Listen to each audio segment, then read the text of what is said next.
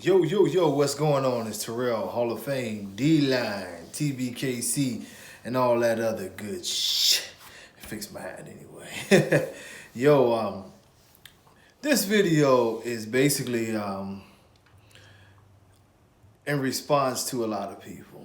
Let's just put it that way. I know some people log onto this page and they don't really know who I am. They don't know my dogs, YouTube has made the world, well, social media in general has made the world very different to where promotion and advertisement is sort of like God and actual results are very low. But I will tell you this, those who do know that there's not very many breeders who can even say they came close to championships. My dogs are in a lot of yards, even the yards that's the so-called best of yards, the highest price of yards. You look at their shit is based off of mine.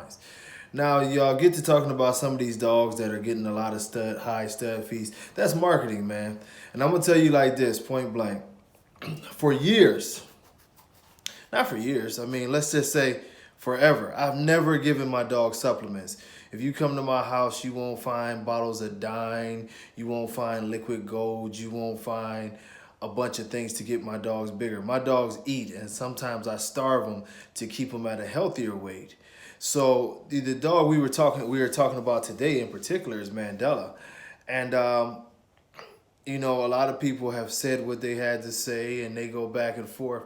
But I'm just going to put it out there as a competitor. It won't be TBKC, but one of these registries I will be at Nationals with Mandela. And y'all feel free. Now, I'm not going to pump my dog full of supplements, but what I will tell y'all I will do is I'm going to feed him my old diet that I used to feed Hallie to help him put more weight on. The most weight I put on him, and he was pretty solid at that weight, was he weighed in at 108. Keep in mind the dog is technically a pocket. His head, nobody ever disputes that, 26 3/4 now. I looked at him today. I just know for a fact these dogs can't fuck with him. And I'm just talking competitor talk. It's not braggadocious or anything. I've seen their dogs pound for pound. He's every bit as thick, if not thicker. His head is bigger than even your Roccos or whatever. And the one thing that I can tell you about Mandela, point blank, without all the hype, without all the crazy pictures, and I don't have professional photographers, my dog can put up the same size, shorter, probably thicker, pound for pound. But my dog, if you break him down, he has great feet, great top line. Temperament is on point. Scissor bite. If you go down his tail, there is no kink. His conformation pretty much is to the point right now that the one thing, and I'm very honest about my dog, the one thing that I don't like, I would give him a fair grade on his rear end angulation as to the point of whether he's cowhawked or not. To me, he's slightly cowhawked. So out of everything, that's the issue. Now, is he thick in the rear? Incredibly thick in the rear. The bone, massive, but that's his one thing. And it's funny to me and I'm only talking as a competitor. I am a judge. I know how to break a dog down. But to see, so many people be like, oh, well, bring your dogs out. Okay, I'm going to bring them out. I'm going to bring them out. I'm going to wait till one of these nationals. Big show. I'm going to bring him in there in top condition, heavyweight, 108 to 110. And y'all can decide for yourself. One thing I promise you, and I'm only saying him because he's pretty much the prime dog here right now. Everybody else is up-and-comers or either old as hell like Denzel. But the one thing I can tell y'all about this dog is nobody ever said that he's not bullied. They even try to say I mixed a bulldog to make him. But he fits the breed standard. He's not a wrinkled up bulldog. He's massive without the flaws. Everything that I preach with my kennel and everything that I preach with the TBKC, somebody said come out and show it. So I'll look through the calendar, I'll figure it out, but I'm going to come out and show it. I don't want y'all to hesitate. Y'all bring y'all dogs, but we're not just going to talk about front stacks. I might even jump my ass in the ring. We're not talking about front stacks. We're talking about a complete animal. We're talking about overall movement. We're talking about the dog's ability to get in the ring and not be drug around, to perform at a high level with confidence and ready to roll. We're talking about top lines. We're talking about the tails. We're talking about the rear ends.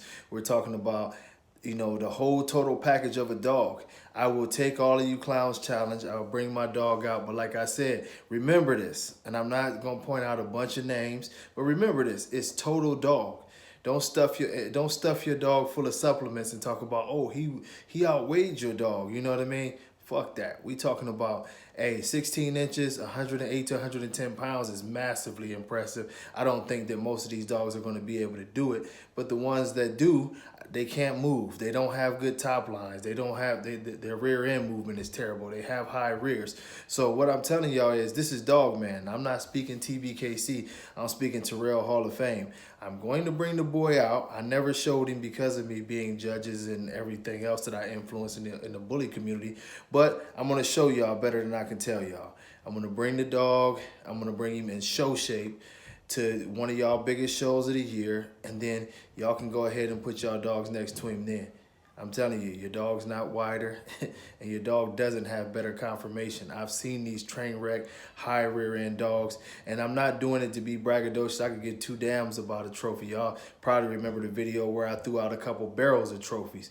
But my thing is to show y'all that I talk it like I walk it. And if the dog don't have conformation, it cannot be in my yard. If the dog does not have the temperament to be on that leash and to thrive and to go out and show out like it's supposed to, it can't be in my yard. We only produce the best. That's why the numbers don't lie. And we're the most successful out of these guys as far as putting together dogs. We don't campaign our dogs left and right, a million shows to try to get a championship. But like I said, I won't run down all of them. But look at who's the first on all these registries and where that blood comes from. Look at all the titles.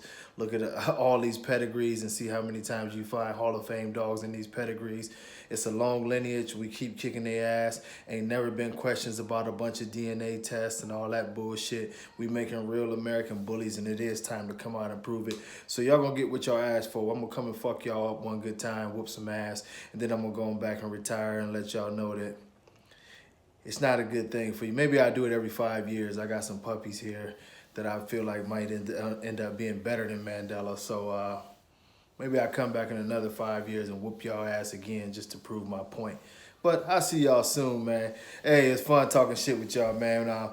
Check out these videos coming up this week. I'm going to hit y'all with some things that might get people angry and other things that's going to make people laugh, but I'm going to always give you some information. We're going to talk about supplements. We're going to talk about, you know, the big deal going on with the blood meal and the dog foods and all that stuff. We're going to finally get around to that.